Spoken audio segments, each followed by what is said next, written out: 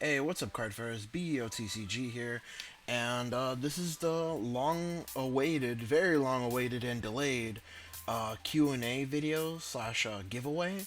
Now I'm gonna go over the questions I have jotted down from the first deck profile and also the community post. And I made another community post that it was gonna be at the end of last week.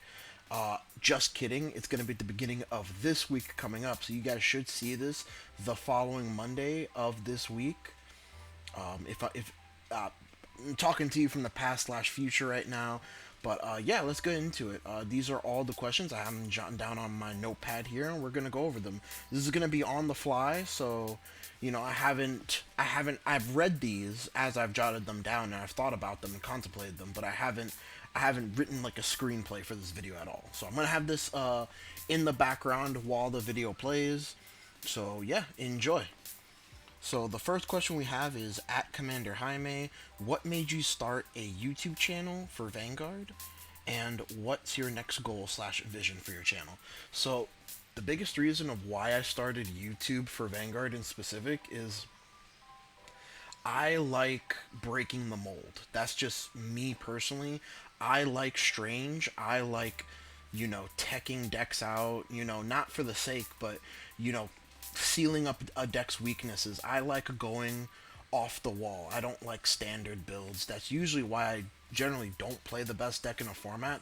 I play something that's slightly below that because it gives me the option to tech those things out. And in terms of YouTube, at least in Vanguard, sad to say, there isn't much creativity or at least breaking the mold being done, particularly in Vanguard. And then by the time mold does get broken, it's by higher tier players, and then it's just considered standard at that point because they've shown their clear success with it. And that's kind of like that's the kind of problem with trying to be creative in this sort of space is you're going to be put under scrutiny in a microscope because they're going to say that it's not optimal or this isn't what the most optimal build is, or you're playing this wrong, it's supposed to be like this, which I've gotten numerous comments about that.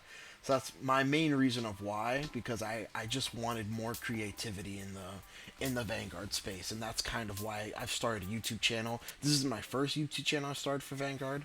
I had an other YouTube channel during V Series, and then I basically restarted this channel into a new YouTube channel in D Series. Because after V, I kind of just quit the game, but then I came back in I think set two or the end of set one of D Series. And very long form way of answering your question, Commander Jaime. My apologies. And then what the part two of your question is, what's your next goal slash vision for the channel? Just to spread more creativity, man. If I can spark people's interests in these like low, not necessarily like lower tier decks, but decks that you just don't see, or like plays slash text that you don't see. Like for example, I was actually discussing this the other day with my group of friends. I got flamed a lot in my comment section for my last Zorga Mask build because it had no Prison Dragons in the deck. But the goal of the deck wasn't to resolve Prison Dragon. The goal of the deck was essentially that I can do infinite Alchemagic, and what I mean by infinite Alchemagic is you can Alchemagic every turn consistently 100% of the time with zero cards in hand, and that was the goal of that deck, and that was the way I liked to play that deck because I really didn't like Zorga Mask beforehand.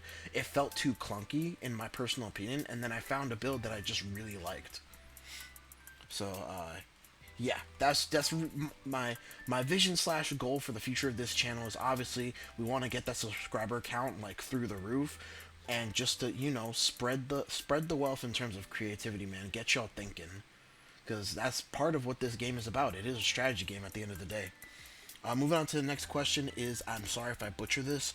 Uh, Ramon L Street 3298. I have troubles of finding the right deck. I don't use online apps. How do I find the right deck, and how do you find yours? That's a great question. I believe I have a video. This is quite an older video now at this point, but I do have a video discussing this topic. Ramonel, if you do want to check that out, maybe I'll link it in the description below. But basically, what I do when I don't use Arena, I don't have access to Arena, and I don't really use the Switch to pre-playtest any decks either, because it's kind of bad for that, unless you want to spend a bunch of money beforehand. But I am a paper guy. I really do like to experience it and play with the deck myself and touch it myself. That's the best way I learn decks, and like kind of sculpt it into where I want it. And I just kind of figure it out as I go along. This might not be the best answer, but if you already have a general idea of what the boss unit wants to do, see if that aligns with what you're willing to play for this format. That's basically how I personally pick decks. I categorize it into what I'm willing to play for this current format. And it's usually something that can still do very well in spite of what's currently meta. And that might be different for you, but I look for the categories of, okay, can this deck draw? Can this deck thin? Can it does it have form to multi-attack? And if it doesn't have any forms of multi-attack, does it get crits? Does it have guard restrict? And those are like the things I'm looking for. Can it do good power numbers without relying on Persona Ride? Can it function without Persona Ride at all? And those are the things that I think about when building a deck. Again, I do have a video on this, and I believe it's more clear and concise. It's a little bit longer form as well. I believe it's like a 20-minute or like 15-minute video. So yeah, go ahead and check that out when you do get a chance. The next question is at LlamaBoss94. Sorry again if I butcher that. If it's supposed to be Yama, like call in Spanish. But what do you like most about Standard currently? What I do like most about Standard currently, even though we are having like a little bit of an issue of decks kind of bleeding into each other, where they're all essentially doing the same thing. They're all multi-attacking. They're all drawing cards. They're all hitting these big numbers. What I personally enjoy about the current Standard climate is that there's quite a few deck options out there that have defensive mechanics built into them without hindering their offensive capabilities. For example, the best two examples is the Daffodil deck and the Lasardi of Lanejo deck. Those strategies have built-in defenses that don't mess with their offense capability at all. And I really do enjoy the Lasardia deck. I would say it's one of my favorite, if not the favorite deck of the current in my is my favorite deck of the current Divine Z era. Moving on to the next question is at Sintake89. Again, I'm sorry if I butchered that or if I mispronounced it. With how powerful Mushi King came out and Bang Dream, my go. Also, of Token Rambu getting buffed by the new sets, what are your current thoughts on side sets and any chance to see some content with them? I don't have any problems with side sets in my personal opinion. I do wish it was more of its own product and not injected with the main boosters, because more often than not, it's just ruining set ratios for English players, and it's just kind of punishing for English players to buy and crack open booster boxes, which like Bushiroad makes no money off of singles, so I feel like it would benefit English more if they made set separate products of the side sets, like legitimate side sets like Token Rambu, for example, instead of injecting them in the main set like Quintessential Quintuplets and Mushi King. I'm fine with these different interesting collab sets. I do wish they would do more of a worldwide collab or something like more Western in terms of when it comes to here, like quintessential quintuplets basically means nothing in the West unless you specifically watch that anime. And I'm sure it's way more popular in Japan than it is here. And Mushi King was like this really old rock paper scissors arcade game that was only in Japan, to my knowledge, so it also meant nothing in the West. I feel like one of their most successful collab sets was Shaman King, because it came out at the perfect time. They came out with the Shaman King set. They came out with two Shaman. Oh no. For English, it was one. They put set one and set two of Shaman King in one product for English, which was perfect. The Shaman King came out at the perfect time because Shaman King's anime just got rebooted for English, and it was a very popular anime, and it hit those nostalgia check boxes, and it was getting a reboot. It was a perfect storm in my opinion, and at least to my knowledge, it did get quite a few players in the game, at least in my area.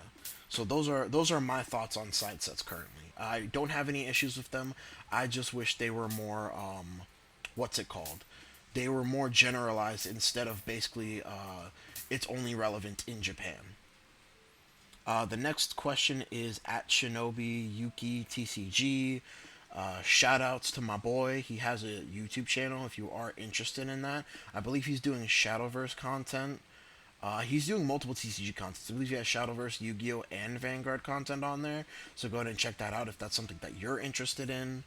But his question is, I want to know your opinion on the energy mechanic and what you see for the future use of it as a free resource.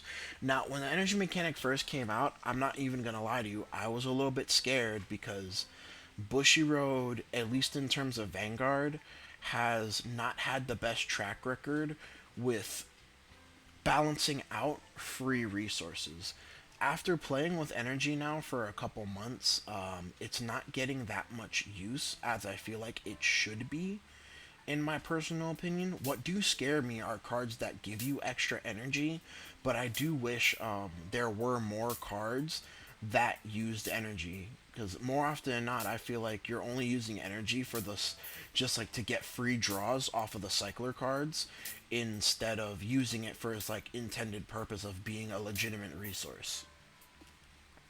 But that's an argument in and of itself because you're still using it as a resource. You're just converting energy into draw power, which I feel like it would be more beneficial if they, like, say most divine decks needed to use energy as their core mechanic to work. I feel, at least for their archetypal support, in my personal opinion. That's my current thoughts on energy. It's something that I have been wary of, but so far it's been okay, but it's something that, like I said, Bush Road has in the past not been able to keep track of stuff like free resources, and they kind of go a little bit out of control with it. So it could be problematic. Not probably not in the near future, but probably like in farther out of the near future would be my it would be my final stance on energy as of now. Next question is at Crimson Okami. Again, sorry if I butchered your name, pal. With the inclusion of Shadowverse in major Bushiroad events, do you think the format will finally just be merged with Premium? I believe they're referring to V Premium. Or it would be held on alongside Premium and Weiss/Shadowverse at single events like BCS. At this point, I feel like for V Premium, that is indeed what you're referring to, um, the writing's on the wall. I feel like they just don't want to upset people, and that's kind of like the problem with Bushiroad right now. They're afraid of making anybody upset. It's the reason why they don't have particularly harsh ban lists, and the reason why essentially a dead format which has not gotten support, I believe as of now, the past 2 years, which is V Premium, has not gotten physical card support in the past 2 years outside of promos. They're afraid to hurt people's feelings and say, yeah, this format will probably not be supported anymore. This format will probably not have any tournaments in the near future. That's my current thought process on V Premium. And I enjoyed V Premium for what it was when I did play it, but it was something that I did not enjoy the end result of it. Even when they did try to fix it with the Heal Guardians and as such, I feel like the gift mechanic in general was a mistake, and I would prefer it to remain an afterthought, in my personal opinion, of course. Let me see here. Let's go to the next page of my notepad. The next question we have is at G Gurlium 8987. Shout out to my boy G Gurlium, or I pronounce it Gallium. There's an R in there, but he's the one that made my current avatar and my last avatar before the 1K subs, and he made my channel banner, the playmat that I'm essentially giving out right now. So shout outs to him, man. He's my I love to refer to him as my contact in the Philippines. He does great work, man. If you ever wanted something to get done, he's the guy to go to. At least that's what he's my go-to guy when it comes to art stuff. But his getting on to his question here. Sorry about the rambling, guys. How do you go about beating my go with a non-control deck? Now, personally, I have not fought my go at all, but in the perspective that I can give you is in the perspective of Vanguard. Generally, the way you beat top tier decks or stronger decks without like completely negating what they're trying to do on board is you gotta try and go faster than what they're doing. Now, this doesn't mean that you're going to be doing it as well as they are, but you have to hit the ground running and put pressure on them as early as possible.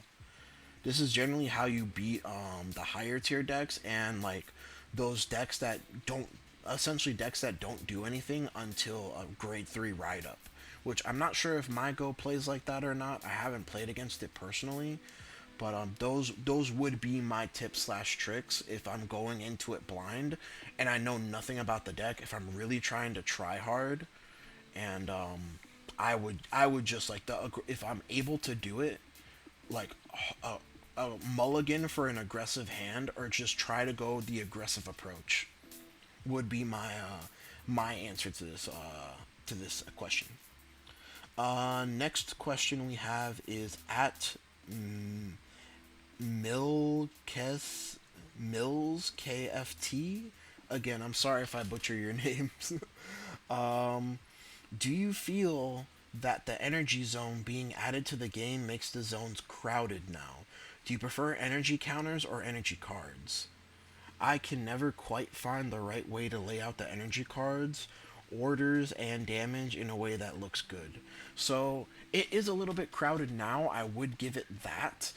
It's not so bad with the cards or the gauge. The reason I don't use the energy gauge, I use the cards personally, is my worst fear is getting it knocked over and me or my opponent do not remember correctly where exactly the energy gauge really was at that time. That is my current fear with the energy in terms of using the cards or using the little gauge counter. But yeah, I understand what you're saying. Generally, I use a slightly bigger playmat. I have this really nice blue playmat. It's like an art playmat, but I just like keeping it plain. And I generally play on that when I'm playing Magic the Gathering. I play Commander with my friends. But generally, I use that playmat if I feel like things are a little bit too small.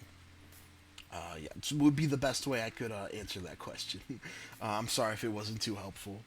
The next question is at Ronnie Bell 2470. Do you think Vanguard as a TCG is currently in a position where it would be likely for it to grow in popularity to the levels of Yu-Gi-Oh! Or Pokemon? I love Vanguard. I've been playing Vanguard essentially since high school. Ever since I started high school, I've been playing Vanguard, which was, I graduated in 2017, I believe, is when I graduated high school, if I'm not mistaken. I think it was either 2017 or 2016. But I really do like Vanguard, but I can't say with a good conscience that it has the capabilities right now to rise in popularity to the levels of Yu-Gi-Oh! Or Pokemon. I feel like the advertisement just isn't there in the West.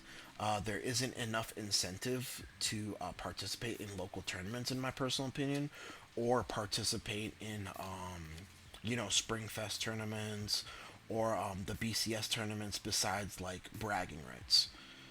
So if they could just include better promo support, I'm not saying in terms of monetary value. Obviously, that didn't work for Battle Spirits. Battle Spirits popped off really hard with the monetary value, and then they just couldn't keep up with it anymore.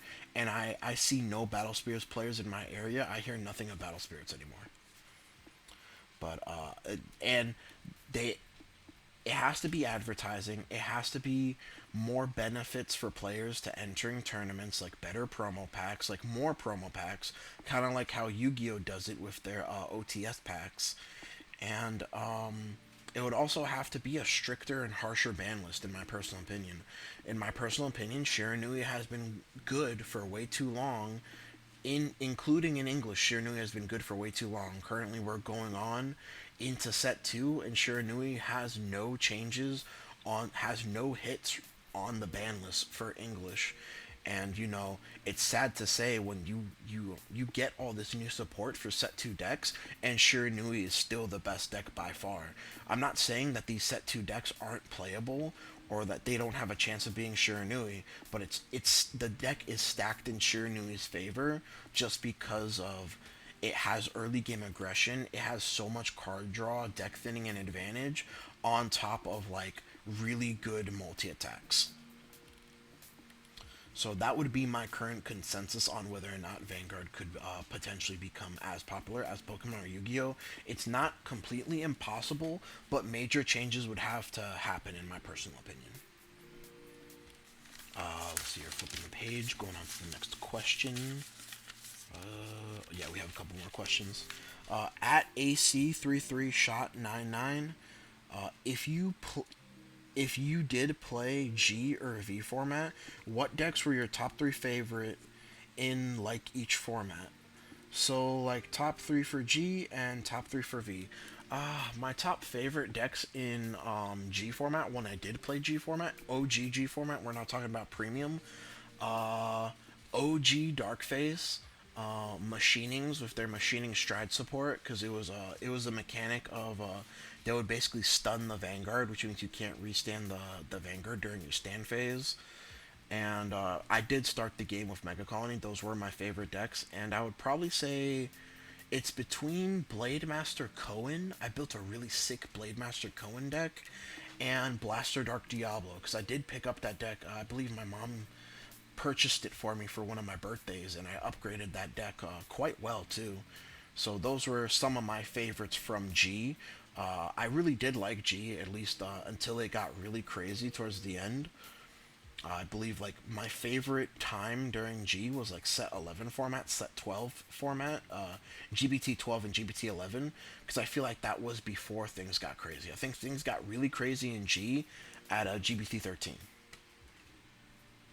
And then for V format, my favorite decks in V format, um, I would probably say, what was it? Brufus. It's the one that cared about like if you had three copies of the same name and soul. Brufus was a favorite of mine. That's when Phantasmal Steed came out. I really enjoyed all the Phantasmal Steed decks. Machinings, when Machinings first came out, when V Premium, not V Premium, but V Standard, when V Standard first started, I was really hard into the paint on Machinings. And what would be another deck that I really liked? I think, believe it or not, it was. It's hard to say because I did play Shadow Paladins during V. It's hard to pin it down to one deck, but I would say like Shadow Paladins was one of my favorites in V Premium. I believe I sold off my Shadow Paladin collection before Luard came out. So I never played Luard in V Premium, but I would say everything Shadow Paladin before Luard, I did enjoy playing. And yeah, that answers the question. Next question is at ya boy Mew 9554. Again, sorry if I mispronounced your YouTube tag. I really appreciate that people still play this deck, especially in the new Overdress season. Have you ever thought of running Thumberino for the Shiranui matchup? He's referring to my Orphis Mask deck profile post Faded Clash. IDK yet, but it seems something I've considered. What do you think Bushy needs in card design? And if you can't think of anything, what do you think the game needs to become more popular? Basically rephrasing what I previously said to Ronnie Bell's question is it needs more advertisement towards the West. It needs better prize support in terms of promos for local tournaments, at least for local tournaments, to get people in those local game stores. And it needs better product, better entry level product to get people into the game, in my personal opinion. Did it just restart the video? Oh no, it's still going. Man, this is a long video. My bad, guys. Got sidetracked there. So yeah, going on to the first part of your question, referring to my Orphis Mask deck profile, I have not considered Thumberino, but my general consensus with decks that have a harder time keeping up against Shiranui, I find it way easier to just don't think about Shiranui and how you play around the Shiranui matchup. Think about the most optimal way to play your deck and just go from there. This is something that you think about in deck building, and this is something you think about while you're playing against the deck physically. Because if think about it this way, there's a lot of decks right now that I'm making the active choice to not run the Bracing Angel ladder because they would prefer. There's a lot of decks right now that are coming out in Divine Z that need the Chalice because they do quite rely on that Persona Ride. For example, Direful Dolls. Direful Dolls can play without Persona Ride, but that Persona Ride can just help you, like, it can make or break whether or not you win this game, in my personal opinion. And that's my thought process on, like, teching out to play against Shiranui. Generally, if there is deck space to where the deck doesn't care, I'll tech out to play against Shiranui. Like, I'll play Angel Ladder, but if that space would be better used to further the deck's game plan, rather than rather than try and counter what Shiranui is trying to do, because realistically you're not going to be able to do it effectively. I'd rather just focus more on what my deck is doing and try to further what my deck is doing, if that makes any sense. Next question is at Kazuya's Dragon Den. Again, sorry if I butchered that. What is your favorite? What is your favorite deck from all three formats? So going over more of what we answered earlier from AC33 Shot 99. If I would just pick a favorite deck from each format, I would categorize Divine Z. My current favorite would probably be the Lasardio of Lanejo deck. I really enjoy how that deck plays. D format, you gotta give it to Barrow Magnus. Just OGD standard, Barrow Magnus all the way. And then going into V Premium, probably my favorite deck for V Premium would be. That's a tough one. Probably the Brufus deck. In all honesty, the Brufus deck was probably my favorite deck in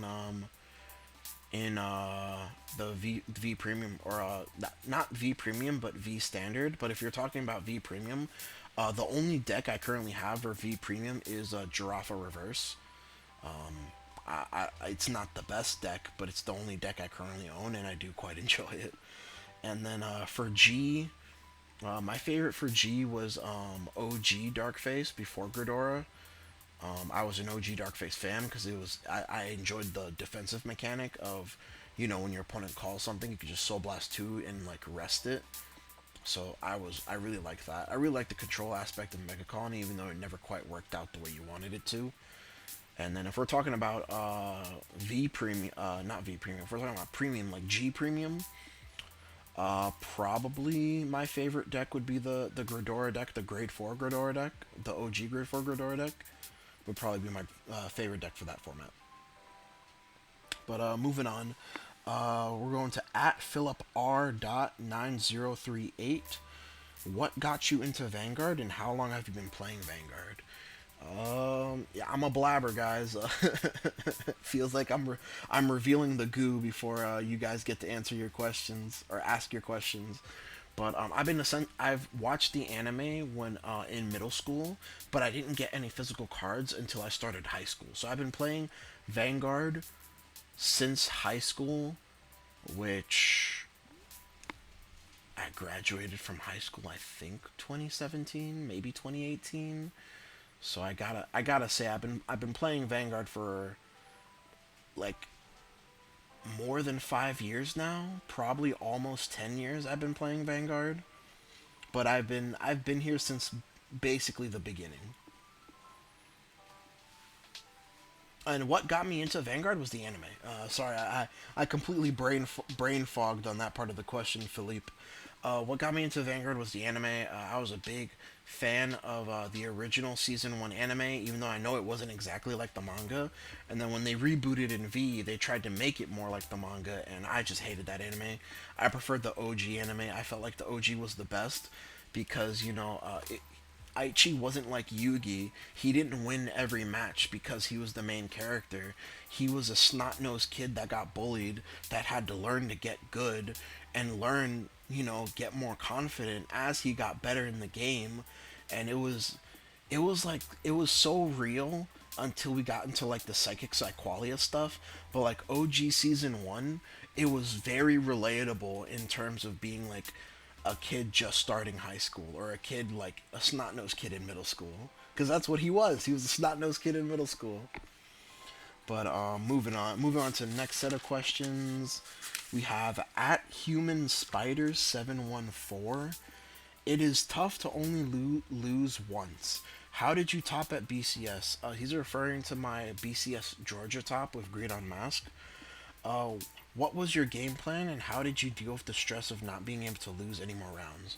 So the long and short of it of this BCS run for me was that I had just come back from BCS Texas. I had lost in Texas. I didn't even make it to top eight, and I'm coming around for this is gonna be the last one I'm gonna be able to do this year for this BCS season of this was 2023, I believe.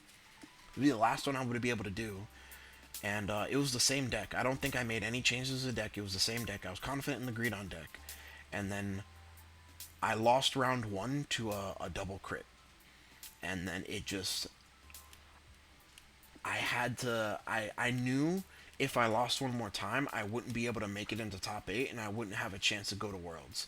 So there was no other option for me. I just had to put it in my mind. This might sound not helpful at all, or this might sound cheesy, but there was no option for me but to win. And then it was kind of sad when my deck basically discombobulated on me in top 8, and I lost in the first round of top 8 cut. But it was just I don't know, man. I just got that energy, that it was like that hunger and that want to win and that want to be successful. I'm not sure if there's a proper way to explain it or not, but I just could, like they say these, like, they lock in. I felt like I just locked in, man. Like I had no other choice but to lock in. And then there was like a few rounds. There was like round 3 or round 4. I had to judge call on my opponent because he was playing. Nice guy, by the way. It was just the flustered nerves of the moment. He drew 2 cards instead of drawing one. He was playing Gandiva, and then I had to call judge because he drew 2 cards and then he shuffled his hand. And I didn't know what card that was, and he was just gonna put a card back on top of his deck. I believe the judge ruled it that the card would go on the bottom of his deck, or a random card we put on the bottom of his deck, and then he got a warning, and then we got a timing section on top of that. So, shout outs to the head judge at that event. I forget his name, but he was a very nice guy. I did ask him in top 8 cut if I could change my ride deck sleeves, or I can change one sleeve in my ride deck, because you guys might not know this, but my childhood pets had just passed away at that time, and then I kind of like I took one of my sleeves and I like drew. Basically, I drew my pets on that sleeve, and I kind of just brought it with me as a good luck charm. And he was very nice and understanding of that. I didn't tell him the full story. I just told him, like, can I have this sleeve in my ride deck for personal reasons? And he said yes. And shout outs to him for that, because he did not have to do that. So long and short of it, I just kind of locked in. I'm not sure if there's a good way of explaining it. Again, I'm sorry if I didn't explain it the right way. Moving on to the next question, we have Vinny XVT. Again, I'm sorry if I pronounced that wrong. What is your preferred format for Vanguard? My preferred format is D standard. I tried V premium. Again, I'm not a fan of the gift mechanic. felt like gifts were a mistake. It's partly why we rebooted a second time. And G, like I said, like the pinnacle of G for me was GBT 11, GBT 12 format. And then after that, it felt like it just went downhill in terms of like the surges of power creep. And G, like what's left over in premium, I'm just not a fan of what goes on in premium and how you have to play in premium. That's what I've tried it a couple times, and I was never able to actually like enjoy it like how I enjoyed G format.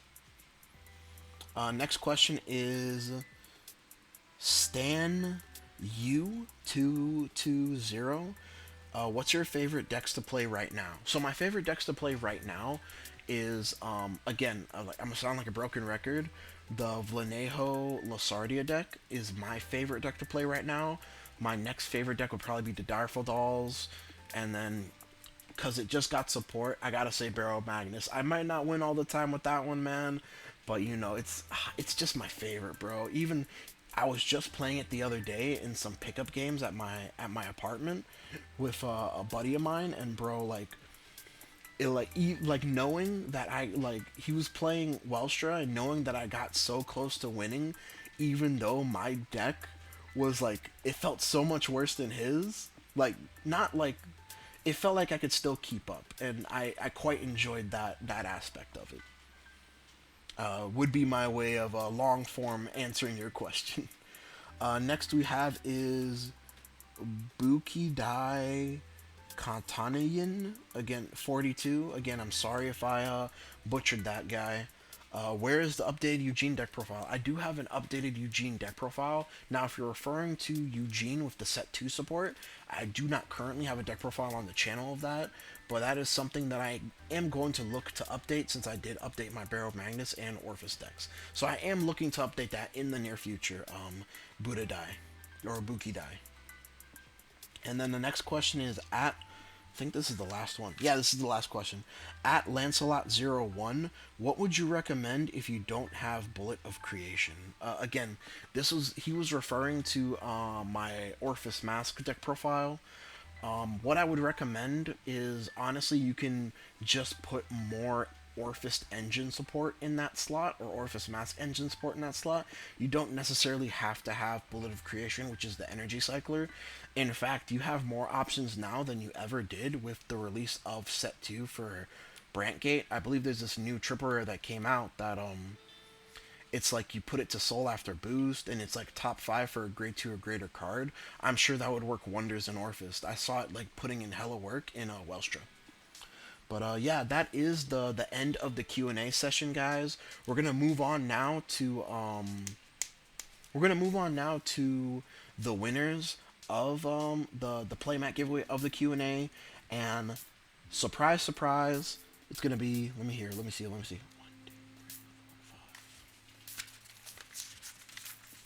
5, 6, 7, 8, 9, 10, 11, 12, 13, 14, 15, 16, 17, 18. Okay, all 18 questions that I have answered today, you are an official winner of the playmat giveaway. I felt like this is something that I was thinking about for the past week and a half, and considering the delays that we've had on this type of video, it felt right. It felt right to make it that everyone that participated in this event come out of it a winner. So I am going to be linking in the comments. I'm gonna pin the winners. I'm gonna pin all the YouTube tag names in the comments, and then you are going to email me with your shipping email me your shipping information. My email is in the description of every video, so it's bovanguard@gmail.com. You're gonna email me that, saying that you are so and so, and you are so and so, you are a subscriber, and we're gonna get those playmats shipped out to you, man. If you are out of the country, possibly you might have to pay for your own shipping depending on where out of the country you are. But if you are within the US, I will get that shipped to you 100% no problem, free of charge. And G Gallium, I love calling you G Gallium. I know there's an R in there. G Gallium, don't even worry about it, man. You're my contact in the Philippines. I got you. But yeah, that's the end of this video, guys. We're gonna be having more POV type content in the near future with the come out of set 1. I've decided to not be as prolific with the different decks that I play, but more like lock in with certain decks like the Lasardia deck and like the Blangmeyer deck. Like, I'm really enjoying figuring out the best way for me personally to build the Blangmeyer deck. So yeah, you are going to be seeing those in POV matches in the near future. So don't forget to like, comment, subscribe, and yeah, y'all have a great night. Later.